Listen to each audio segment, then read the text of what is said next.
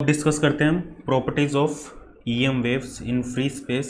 कुछ प्रॉपर्टीज हमने डिस्कस की थी लास्ट वीडियो में, ठीक है। प्रॉपर्टीज ऑफ ईएम वेव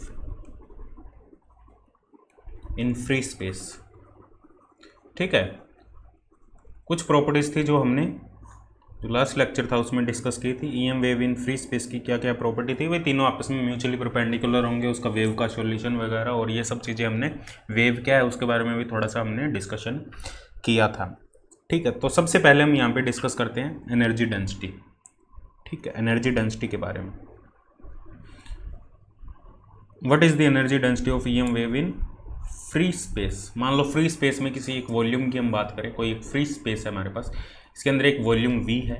इस वॉल्यूम V के अंदर कितनी एनर्जी डेंसिटी होगी, ठीक है। एक फ्री स्पेस के अंदर ईएम वेव ट्रैवल कर रही है और हमने एक वॉल्यूम को कंसिडर कर लिया, V वॉल्यूम को। उस V वॉल्यूम के अंदर कितनी एनर्जी डेंसिटी है, मतलब एनर्जी डेंसिटी का मतलब energy per unit volume, energy per unit volume कितनी है, एनर्जी पर यूनिट वॉल्यूम। अब यहाँ पे दो टाइप की एनर्जी है हमारे पास, इलेक्ट्रोमैग्नेटिक, नाम से ही क्लियर है इलेक्ट्रोमैग्नेटिक वेव है, तो इलेक्ट्रिक एनर्जी डेंसिटी होगी, एक मैग्नेटिक एनर्जी डेंसिटी होगी।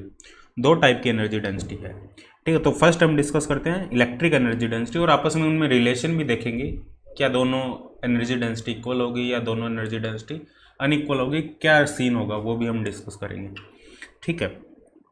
तो पहले हम बात करते हैं electric energy density.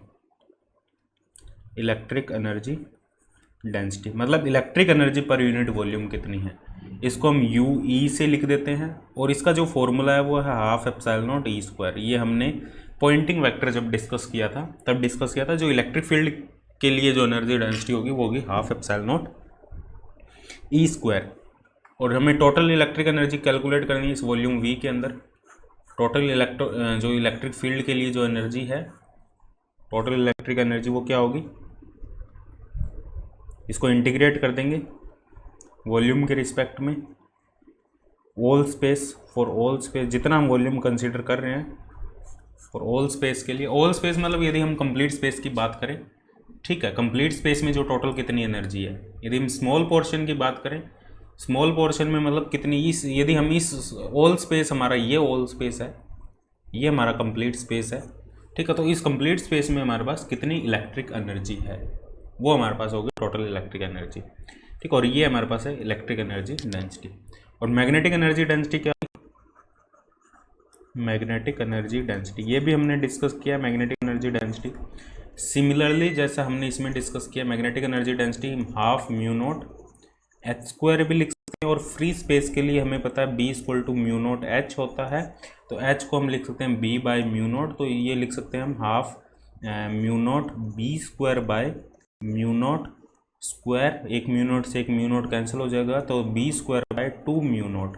This is the magnetic energy density in volume B, ठीक है। ये हमारे पास मैग्नेटिक एनर्जी डेंसिटी है। दोनों में रिलेशन निकालते हैं, relation between electric energy density and magnetic energy density. Relation क्या होगा, रिलेशन बिटवीन UE एंड, इसको UM से लिख देते हैं हम, UE एंड UM। तो हमें पता है इलेक्ट्रिक फील्ड और मैग्नेटिक फील्ड को हम आपस में कन्वर्ट कर सकते हैं, ठीक है, मैक्सवेल इक्वेशन से, और कन्वर्ट होना भी चाहिए क्योंकि ये हो रहा है इक्वेशन में, मैक्सवेल इक्वेशन में। इलेक्ट्रिक फील्ड मैग्नेटिक फील्ड में चेंज होता है, मैग्नेटिक फील्ड इलेक्ट्रिक फील्ड में चेंज होता है। तो देखो यहाँ पे रिलेशन है हमारे पास इलेक्ट्रिक फील्ड और मैग्नेटिक फील्ड में। क्या रिलेशन है हमें पता है, जो थर्ड मैक्सवेल इक्वेशन या फोर्थ मैक्सवेल इक्वेशन देख लो या थर्ड मैक्सवेल इक्वेशन देख लो, ठीक है। जो थर्ड मैक्सवेल इक्वेशन है हमारे पास, थर्ड मैक्सवेल इक्वेशन क्या है, del cross E equal to minus del V by del T। यहाँ से हमें पता है डेल को आयोटा K क्रॉस E लिख देंगे हम, equal to minus iota omega B, iota iota मतलब आयोटा आयोटा कैंसिल हो जाएंगे, माइनस माइनस प्लस हो जाएगा, तो B क्या आ जाएगा, K cross E by omega, ठीक है, ये आ जाएगा। अब हमें मैग्नीट्यूड चाहिए, हमें यहाँ पे कोई वेक्टर फॉर्म में नहीं चाहिए, हमें मैग्नीट्यूड चाहिए। मान लो इलेक्ट्रिक फील्ड x डायरेक्शन में, इलेक्ट्रिक फील्ड इन x डायरेक्शन, और जो K वेक्टर है वो z डायरेक्शन में है हमारा। ऐसे ही कंसिडर कर लिया, तुम रैंडम कोई भी कंसिडर कर सकते हो। तो z क्रॉस x क्या होगा हमारे पास, z क्रॉस x होगा हमारे पास y कैप, तो मैग्नेटिक फील्ड होगा हमारा वो y डायरेक्शन में होगा, ठीक है। यहाँ पे जो मैग्नेटिक फील्ड होगा वो वाई डायरेक्शन में होगा तो यहाँ से हम इसको लिख सकते हैं, के क्रॉस ई को हम लिख सकते हैं के ई ओमेगा वाई कैप। जो मैग्नेटिक फील्ड है वो वाई डायरेक्शन में है। यदि हम सिर्फ मैग्नीट्यूड की बात करें तो ये आएगा के ई बाय ओमेगा। ठीक है, के ई बाय ओमेगा। और ओमेगा बाय के को हम क्या लिख सकते हैं, ओमेगा बाय के वेलोसिटी होती है। ठीक है, ये तुम्हें पता होगा, वेलोसिटी का जो फॉर्मूला है वो है ओमेगा बाय के। ठीक है, ये काफ़ी जगह तुमने पढ़ा होगा, ओमेगा बाय के जो वेलोसिटी का फॉर्मूला कैसे आता है ये भी तुम कैलकुलेट कर सकते हो, कहीं से भी कैलकुलेट कर सकते हो, वेव इक्वेशन से भी डायरेक्ट कैलकुलेट कर सकते हो तुम। ठीक है, ओमेगा बाय के इसको प्रूव कर लेना, तुम करने की कोशिश करना, कहाँ से करोगे। ठीक है, बहुत तरीके हैं कैलकुलेट करने के, v equal to omega by k होगा। ठीक है, जो डायरेक्ट वेव इक्वेशन है उससे भी तुम कैलकुलेट कर सकते हो। अब देखो जो ओमेगा बाय के है हमारे पास, वो एक्चुअल में ईएम वेव के लिए वो c है, क्योंकि स्पीड ऑफ लाइट से वो मूव कर रही है वेव। तो ओमेगा बाय को एक को हम c लिख देंगे तो b आ जाएगा हमारे पास e बाय सी। मैग्नीट्यूड में हम बात करेंगे तो b आ जाएगा e बाय सी। तो मैग्नेटिक एनर्जी डेंसिटी को हम कन्वर्ट कर सकते हैं, मैग्नेटिक एनर्जी डेंसिटी को ई की फॉर्म में हम लिख सकते हैं। Magnetic energy density U M है हमारे पास B square by 2 mu naught. अब बी स्क्वायर की जगह हम E square by C square लिख सकते हैं और 2 म्यू नॉट नीचे रहेगा। और सी स्क्वायर को हम क्या लिख सकते हैं, सी स्क्वायर को हम 1 by mu naught epsilon not लिख सकते हैं। ठीक है, ये हमें पता है। म्यू नोट से एक म्यू नोट हटा दो यहाँ पे, तो half epsilon not E square. और ये क्या है, इलेक्ट्रिक एनर्जी डेंसिटी। ठीक है, तो mu M equal to mu E होगा for E M wave in free space. Free space of E M wave में हमारे पास जो मैग्नेटिक एनर्जी डेंसिटी है और जो इलेक्ट्रिक एनर्जी डेंसिटी है वो आपस में इक्वल होगी। ठीक है, टोटल एनर्जी डेंसिटी की हम बात करें, टोटल एनर्जी डेंसिटी दोनों ही होगी यहाँ पे। तो टोटल एनर्जी डेंसिटी क्या होगी, mu E plus mu M. और हमें पता है दोनों इक्वल है तो इसको 2 म्यू ई लिख सकते हैं। 2 म्यू ई मतलब 2 into half epsilon not E square, या इसको हम ये लिख सकते हैं एप्सिलॉन नॉट ई स्क्वायर, या इसको हम ये भी लिख सकते थे 2 म्यू एम या B square by 2 mu naught into 2। तो इसको B square by mu naught भी हम लिख सकते थे, या इसको म्यू नॉट एच स्क्वायर भी लिख सकते हैं हम, क्योंकि बी को तुम कन्वर्ट कर लेना, mu naught square H square लिख देना बी को, तो इसको म्यू नॉट एच स्क्वायर भी लिख सकते हैं या mu naught epsilon not E square भी लिख सकते हैं। ये हमारे पास टोटल एनर्जी डेंसिटी का फॉर्मूला होगा, या तो एप्सिलॉन नॉट ई स्क्वायर लिख दो या म्यू नॉट एच स्क्वायर लिख दो। ठीक है, ये हमारे पास टोटल एनर्जी डेंसिटी होगी ई एम वेव के अंदर, फॉर्मूला याद रखना। ठीक है, इस पर न्यूमेरिकल भी बन जाते हैं। अब हम डिस्कस करते हैं इसकी एक और प्रॉपर्टी। एनर्जी तो है, स्पेस में एनर्जी है तो वो एनर्जी ट्रैवल भी कर रही है, और ट्रैवलिंग एनर्जी ट्रैवल कर रही है अक्रॉस द सरफेस। कोई सरफेस हमारे पास इस वॉल्यूम वी के अंदर एनर्जी है। ठीक है, एनर्जी डेंसिटी है, टोटल एनर्जी डेंसिटी है, और वो एनर्जी है वो ट्रैवल कर रही है मतलब इस सरफेस से वो पास हो रही है, या अंदर जा रही है बाहर जा रही है, वो अभी हमें नहीं पता कि फ्लक्स एनर्जी फ्लक्स है वो कैसे फ्लो कर रहा है सरफेस से, एनर्जी अंदर बढ़ रही है, एनर्जी डेंसिटी डिक्रीज हो रही है, इंक्रीज हो रही है, वो सब अभी हमें नहीं पता। ठीक है, बस हमें पता है across the surface energy flow हो रही है, और एनर्जी फ्लो को हम किससे रिप्रेजेंट करते हैं, पॉइंटिंग वेक्टर से। ठीक है, किसी सरफेस के क्रॉस यदि एनर्जी फ्लो हो रही है तो उसको हम किससे रिप्रेजेंट करते हैं, पॉइंटिंग वेक्टर से। तो अब हम कैलकुलेट करते हैं Poynting vector for E M wave in free space. Poynting vector for E M wave in free space. और पॉइंटिंग वेक्टर की हमने काफ़ी प्रॉब्लम भी डिस्कस की थी जब हमने पॉइंटिंग वेक्टर डिस्कस किया था अलग से। अब देखो पॉइंटिंग वेक्टर की जो सिंपल डेफिनेशन है, जो थियोरेटिकल डेफिनेशन है जो हमने लिखी भी थी, energy per unit time per unit area. ठीक है, carried by E M M wave, या हम इसको कह सकते हैं एनर्जी पर यूनिट टाइम, या energy flow per unit time per unit area भी कह सकते हैं, energy per unit time per unit area carried by E M wave, क्योंकि ई एम वेव के थ्रू ही फ्लो हो रही है। ई एम वेव ही एक माध्यम है, एक मीडियम है उसको फ्लो करवाने के लिए। ठीक है, carried by E M wave, या इसको हम कह सकते हैं एनर्जी पर यूनिट टाइम हमें पता है, देखो जो एनर्जी पर यूनिट टाइम है वो होता है हमारे पास पावर, और पर यूनिट एरिया है तो इसको हम ये भी कह सकते हैं पावर पर यूनिट एरिया। इसको हम पावर से लिख देते हैं, तो इसको हम ये भी कह सकते हैं पावर पर यूनिट एरिया, पावर पर unit area carried bye EM wave. ये इसकी ईएम जो सिंपल डेफिनेशन होगी। और इसकी जो मैथमेटिकल फॉर्मूला है पॉइंटिंग वेक्टर का, उसको हम E क्रॉस H से लिख देते हैं, या इसको हम B की टर्म में लिखें तो E cross B bye mu not. देखो यहाँ से हमें ये पता लग रहा है, और हमें पता है जो ईएम वेव है उसमें E और B आपस में म्यूचुअली परपेंडिकुलर है, E और B आपस में म्यूचुअली परपेंडिकुलर, साइन 90 आ जाएगा। तो जो पॉइंटिंग वेक्टर की जो डायरेक्शन होगी वो E और B के परपेंडिकुलर होगी। E और B के परपेंडिकुलर होने का मतलब है ये K की डायरेक्शन में होगा। इसको हम लिख सकते हैं E B mu not k cap लिख सकते हैं, ठीक है। के कैप लिखने का यहाँ पे मतलब है वो के की डायरेक्शन में है।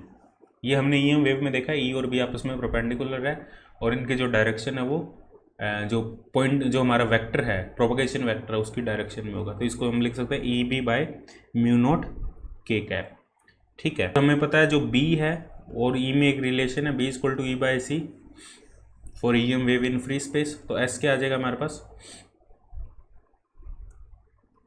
ई square by mu not C. यदि हम सिर्फ मैग्नीट्यूड की बात करें यहाँ पे तो ये आ जाएगा ई स्क्वायर बाय म्यू नॉट सी। और म्यू नॉट सी हमें पता है, म्यू नॉट सी को हम क्या लिख सकते हैं, 1 बाय एप्सिलॉन नॉट सी लिख सकते हैं, क्योंकि सी की डेफिनेशन क्या है,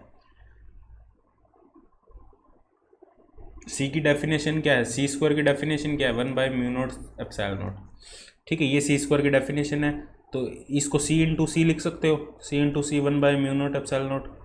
सी को एक को नीचे ले आओ और एक म्यू नॉट को ऊपर ले जाओ, mu not C equal to 1 by epsilon naught C. तो ये फॉर्मूला डायरेक्ट याद रख लें, तो mu not C equal to 1 by epsilon naught C. तो यहाँ पे म्यू नॉट सी इसको लिख देंगे epsilon naught C E square. और हमें पता है एप्सिलॉन नॉट ई स्क्वायर क्या है, एप्सिलॉन नॉट ई स्क्वायर है टोटल एनर्जी डेंसिटी, अभी हमने देखा था एप्सिलॉन नॉट ई है total energy density into C. तो ये हमारे पास पॉइंटिंग वेक्टर होगा, total energy density into C, total energy density into speed of light या स्पीड ऑफ ईएम वेव, ठीक है। ये हमारे पास होगा पॉइंटिंग वेक्टर। और इसकी जो डायरेक्शन है पॉइंटिंग वेक्टर की वो प्रोपगेशन डायरेक्शन के अलोंग ही होगी। सिर्फ फ्री स्पेस के लिए अभी हम बात कर रहे हैं, EM wave in free space, EM wave in free space के लिए जो एस की जो डायरेक्शन है वो के की डायरेक्शन में ही होगी। लेकिन हमेशा ये जरूरी नहीं है, हर एक केस में ऐसा ही होगा, वो आगे डिस्कस करेंगे। एस और के की डायरेक्शन, एनर्जी फ्लो की डायरेक्शन अलग भी हो सकती है, के की डायरेक्शन में जरूरी नहीं है हमेशा के की डायरेक्शन में ही होगी, ठीक है, अलग भी हो सकती है। अब हम बात करते हैं यहाँ पे मोमेंटम डेंसिटी। अब देखो जो ईएम वेव है वो सिर्फ एनर्जी तो कैरी करती नहीं, एनर्जी है तो वहाँ पे एक मोमेंटम भी है, क्योंकि रिलेटिविस्टिक केस है, स्पीड ऑफ लाइट के इक्वल मूव कर रही है वेव। तो ई और मोमेंटम में हमें रिलेशन पता है, E equal to P C. ये एनर्जी और मोमेंटम है, ये इलेक्ट्रिक फील्ड नहीं है, ये एनर्जी है, ठीक है। इस चीज़ को ध्यान में रखना, ये एनर्जी है, इलेक्ट्रिक फील्ड नहीं है, ये एनर्जी। और या इसको U equal to P C भी लिख सकते हैं हम, एनर्जी और मोमेंटम में ये रिलेशन है, ठीक है, फॉर रिलेटिविस्टिक केस, ठीक है। तो एनर्जी है तो एक मोमेंटम भी होगा, मोमेंटम भी कैरी करती है। तो हम यहाँ पे कैलकुलेट करेंगे momentum density, momentum per unit volume, momentum per unit volume of EM wave in free space, momentum density हम यहाँ पे कैलकुलेट करेंगे। अब देखो मोमेंटम डेंसिटी क्या होगी, मोमेंटम डेंसिटी होगी मोमेंटम पर यूनिट वॉल्यूम, ठीक है। अब मोमेंटम की जो सिंपल डेफिनेशन है, यहाँ से हम मोमेंटम डेंसिटी को हम पॉइंटिंग वेक्टर की टर्म में और एनर्जी डेंसिटी की टर्म में रिप्रेजेंट करेंगे। यहाँ पे जो मोमेंटम है, मोमेंटम पर यूनिट वॉल्यूम या मोमेंटम डेंसिटी है, मोमेंटम डेंसिटी को हम किससे लिखें, पी डी से लिख देते हैं, मोमेंटम डेंसिटी पी डी से लिख दिया हमने, मोमेंटम डेंसिटी, ठीक है। अब जो पी डी है इसको हम रिप्रेजेंट करेंगे पॉइंटिंग वेक्टर की टर्म में, एक तो एक तो पॉइंटिंग वेक्टर की टर्म में रिप्रेजेंट करना, और किसकी टर्म में हमें रिप्रेजेंट करना है, एनर्जी डेंसिटी। पॉइंटिंग वेक्टर की टर्म में रिप्रेजेंट कर दिया तो एनर्जी डेंसिटी की टर्म में भी हम रिप्रेजेंट आराम से कर देंगे, या एनर्जी डेंसिटी में रिप्रेजेंट कर दिया तो पॉइंटिंग वेक्टर में आराम से रिप्रेजेंट कर दोगे। अब मोमेंटम डेंसिटी का जो मतलब है वो है मोमेंटम, एक बार इसको सिंपल लेके चलते हैं अपने, मोमेंटम पर यूनिट वॉल्यूम, मतलब मोमेंटम अपॉन वॉल्यूम लिख सकते हैं मोमेंटम डेंसिटी को। और मोमेंटम क्या है हमारे पास, मोमेंटम है एनर्जी बाय, मोमेंटम क्या है, एनर्जी बाय सी।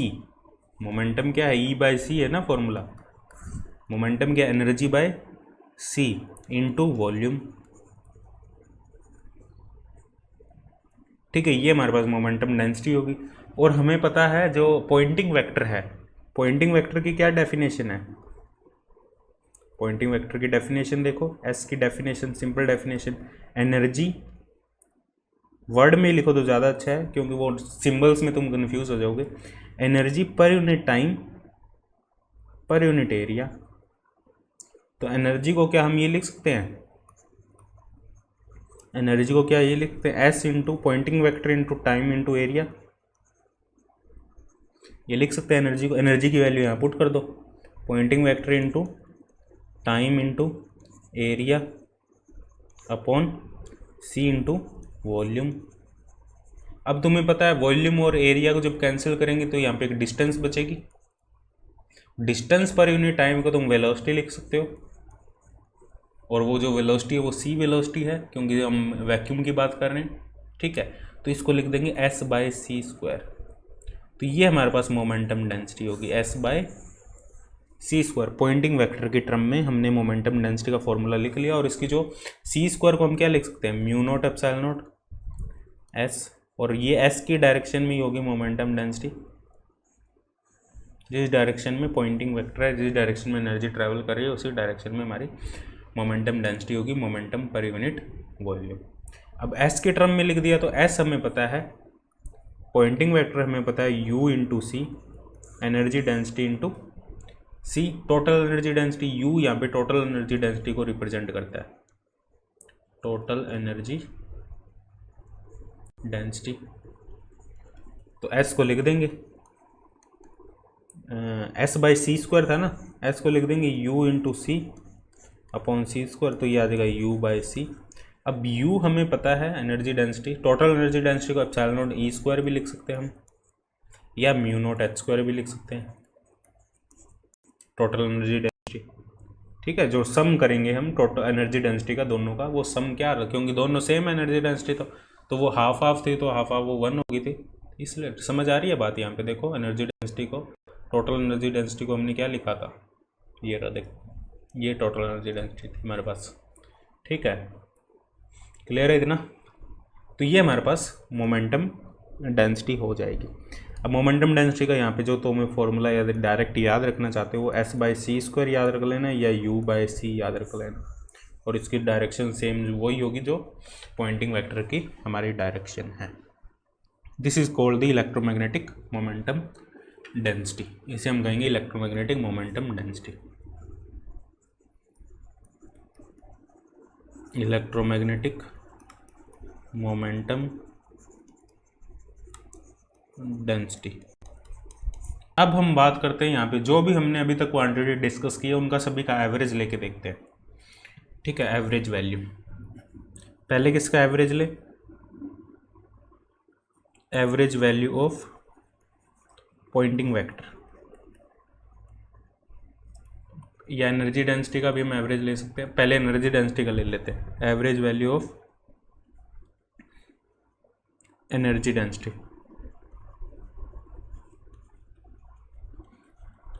फिर पॉइंटिंग वेक्टर का एवरेज ले लेंगे हम। ठीक है, एवरेज वैल्यू क्या होगी, ठीक है, average value of energy density. अब देखो एनर्जी डेंसिटी का जो इलेक्ट्रिक एनर्जी डेंसिटी की पहले बात करें हम, इलेक्ट्रिक एनर्जी डेंसिटी की यदि हम बात करें, इलेक्ट्रिक एनर्जी डेंसिटी का क्या फॉर्मूला है हमारे पास, इलेक्ट्रिक एनर्जी डेंसिटी का हमारे पास फॉर्मूला है mu E equal to half epsilon not E square. यदि इसके एवरेज की हम बात करें तो ये आएगा हाफ एप्सिलॉन नॉट तो कॉमन है, ई स्क्वायर का हमें एवरेज लेना पड़ेगा और ई हमें पता है एक ऑसिलेटिंग क्वांटिटी और ये है ई नोट कोस के एक्स माइनस ओमेगा टी या कोस के जेड माइनस ओमेगा टी यदि वेव जेड डायरेक्शन में ट्रैवल कर रही है। तो half epsilon not E note square तो बाहर आ जाएगा, कोस स्क्वायर के जेड माइनस ओमेगा टी, और कोस स्क्वायर का तुम्हें पता है एवरेज क्या होता है, सिंपल कोस का एवरेज 0 होता है। यदि कोस स्क्वायर का तुम एवरेज करते हो, कोस स्क्वायर का टाइम के साथ तुम एवरेज करते हो 0 से टी कोस स्क्वायर के Z minus omega T D T upon 0 से टी डी टी, ये एवरेज लेते हो तुम, इसकी वैल्यू आती है हाफ। डायरेक्ट याद रखना, कोस स्क्वायर का जो एवरेज करोगे, अंदर थीटा कुछ भी हो, कोस स्क्वायर का एवरेज करोगे टाइम के रिस्पेक्ट में तो वो हाफ आएगा, ई नोट स्क्वायर इंटू हाफ। तो ये क्या बन जाएगा 1/4 epsilon not 1/4 epsilon not E note square. This is the average value of electric energy density. इसी टाइप से मैग्नेटिक एनर्जी डेंसिटी, उसका भी एवरेज ले लेंगे। मैग्नेटिक फील्ड भी एक ऑसिलेटरी क्वांटिटी है, magnetic energy density, magnetic energy density mu M, इसका एवरेज लेंगे। ठीक है, average of magnetic energy density, इसका एवरेज लेंगे तो half 1/4 mu naught H square लिख सकते हैं। Average of total energy density,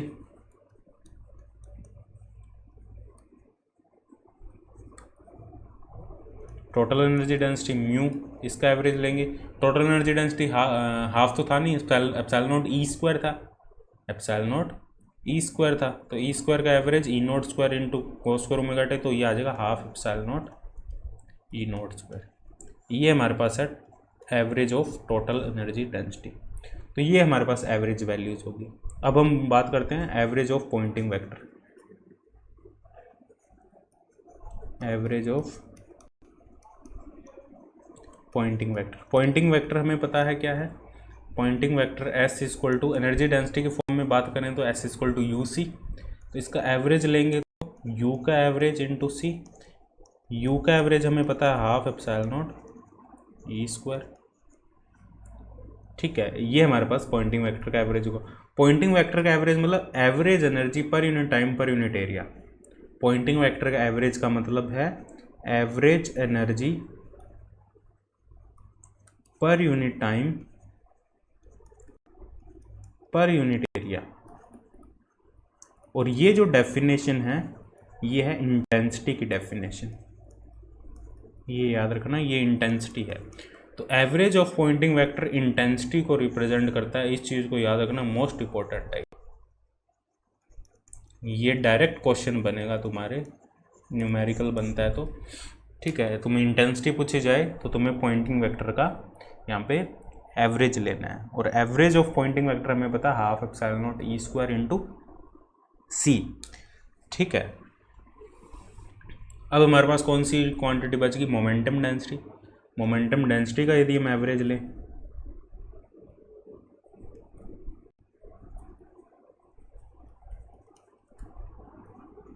momentum density हमारे पास पी डी, और पी डी क्या था हमारे पास, या तो एस बाई सी स्क्वायर लिखा था हमने, या म्यू बाई सी लिखा था। तो या तो एस का एवरेज बाई सी स्क्वायर लिख दो, या म्यू का एवरेज बाई सी लिख दो। ठीक है, एस का एवरेज बाई सी लिखोगे तो एस का एवरेज क्या है, C into half epsilon not E square लिख दो बाई सी स्क्वायर। ठीक है, एक सी से एक सी कैंसिल हो जाएगा। या इसको यू का एवरेज हमने टोटल, जो टोटल एनर्जी डेंसिटी है उसका एवरेज, टोटल एनर्जी डेंसिटी क्या है हमारे पास, half epsilon not E naught square, E naught आएगा यहाँ पे, half epsilon not E naught square by C, same ही आएगी क्वांटिटी, यहाँ से प्रूफ भी होता है, half epsilon not E naught square by C, ये भी सेम आ रहा, half epsilon not E naught square by C. तो ये हमारा मोमेंटम डेंसिटी का एवरेज होगा। ठीक है, तो ये हमारे पास एवरेज वैल्यू आ चुकी है मोमेंटम डेंसिटी की। ठीक है, for EM wave in free space. अब हम बात करेंगे रेडिएशन प्रेशर के। ठीक है, जो ईएम वेव है यदि किसी सरफेस पे, मान लो जो सन है, सन से ईएम वेव आ रही है और अर्थ तक आ रही है, ये अर्थ का सरफेस है, और अर्थ के सरफेस ने ईएम वेव को अब्जॉर्ब कर लिया और कई मीडियम ऐसे होंगे जो ईएम वेव को कम्प्लीटली रिफ्लेक्ट कर देते हैं, कई मीडियम होते हैं जो अब्जॉर्ब कर लेते हैं, कई मीडियम होते हैं जो रिफ्लेक्ट कर देते हैं, कई पार्शियल अब्जॉर्प्शंस करते हैं और कुछ रिफ्लेक्ट कर देते हैं। ठीक है, हम दो केस में बात करेंगे, कोई ईएम वेव आ रही है, एक तो उस मीडियम की बात करेंगे जिसने कम्प्लीटली अब्जॉर्ब कर लिया ईएम वेव को, कम्प्लीटली अब्जॉर्ब, और एक उस मीडियम की बात करेंगे जिसने कम्प्लीटली रिफ्लेक्ट कर दिया। अब मोमेंटम ट्रांसफ़र कर रहा है, मोमेंटम ट्रांसफ़र कर रहा है मतलब जब किसी सरफेस से वो मोमेंटम हिट करेगा तो मोमेंटम ट्रांसफ़र होगा। ठीक है, मोमेंटम ट्रांसफ़र होगा मतलब एक प्रेशर क्रिएट होगा वहाँ पे। इसको ऐसे समझ सकते हो तुम, ये हमारे पास एक कंटेनर है, इसके अंदर गैस है, गैस के पार्टिकल है। जब गैस के पार्टिकल है किसी दीवार से, वॉल से टकराते हैं, टकराने के बाद क्या करते हैं, वो रिफ्लेक्ट होते हैं या कम्प्लीटली एब्जॉर्ब होते हैं। रिफ्लेक्ट हो जाए, कम्प्लीटली एब्जॉर्ब हो, इस दीवार पे एक प्रेशर क्रिएट होगा जिसे हम इस भाषा में, ईएम वेव की भाषा में रेडिएशन प्रेशर कह देते हैं, जो रेडिएशन की वजह से एक प्रेशर इंपोज हो रहा है। ठीक है, रेडिएशन की वजह से एक प्रेशर इंपोज हो रहा है, और प्रेशर इंपोज कब होता है, मोमेंटम के ट्रांसफर की वजह से। ठीक है, पार्टिकल का जो मोमेंटम है वो ट्रांसफर होता है जिस सरफेस से पार्टिकल है वो टकरा रहा है। ठीक है, जैसे ये दीवार है, हमारे पास दीवार है एक, ये हमारे पास, ये हम यहाँ पे खड़े हैं। ठीक है, हमारे पास एक हाथ में बॉल है, इस बॉल को हम दीवार पे मारते हैं तो बॉल है टकरा के वापस आती है, तो क्या होता है यहाँ पे मोमेंटम में चेंज होता है, मोमेंटम में चेंज होगा। मोमेंटम में चेंज होने की वजह से इस दीवार पे एक प्रेशर क्रिएट होगा जिसे मैकेनिकल प्रेशर कह देते हैं हम, मैकेनिकल प्रेशर। उसी टाइप से कोई ईएम वेव है, यहाँ पे हमने एक टॉर्च ली, हमारे हाथ में एक टॉर्च है, टॉर्च से लाइट जा रही है। ठीक है, अब लाइट में पार्टिकल है, फोटोन पार्टिकल है। अभी फोटोन का कॉन्सेप्ट हमने नहीं डिस्कस किया, हम अभी सिर्फ वेव का कॉन्सेप्ट ही डिस्कस करें, लेकिन इसको इस तरीके से समझ सकते हो। फोटोन टकराएंगे, या तो कुछ अब्जॉर्ब हो जाएंगे या टकराएंगे। ठीक है, चाहिए अब्जॉर्ब हो रहे हैं या रिफ्लेक्ट हो रहे हैं, दोनों केस में मोमेंटम का ट्रांसफर होगा। Momentum transfer to the wall, momentum transfer to the wall मतलब जो वॉल है it will experience a pressure. ठीक है, ये जो वॉल है it experience a pressure, simple language में तुम्हें समझाया, एक्सपीरियंस ए प्रेशर, एक प्रेशर को एक्सपीरियंस करेगी और उस प्रेशर को हमें कैलकुलेट करना है जिसे हम रेडिएशन प्रेशर यहाँ पे कह देते हैं। ठीक है, तो इस प्रेशर को क्या क्या कह देते हैं हम ईएम वेव के लिए, रेडिएशन प्रेशर। अब देखो जो रेडिएशन प्रेशर है, प्रेशर की डेफिनेशन क्या है, फॉर्मूला हम डेफिनेशन से डिस्कस कर लेंगे। देखो प्रेशर की डेफिनेशन क्या है, प्रेशर होता है हमारे पास फोर्स पर यूनिट एरिया। ठीक है, फोर्स पर यूनिट एरिया, और फोर्स हमें पता है क्या है, फोर्स हमें पता है momentum per unit time, change in momentum per unit time या rate of change of momentum. ठीक है, तो फोर्स को लिख दिया हमने मोमेंटम पर यूनिट टाइम। ठीक है, तो प्रेशर को हम क्या लिख सकते हैं, क्या प्रेशर को momentum per unit time into area लिख सकते हैं। ठीक है, तो प्रेशर को हमने लिख दिया momentum per unit time into area. अब मोमेंटम हमें पता है, मोमेंटम डेंसिटी हमें पता है, मोमेंटम डेंसिटी हमें पता है पीडी। मोमेंटम डेंसिटी क्या है, momentum per unit volume, momentum per unit volume.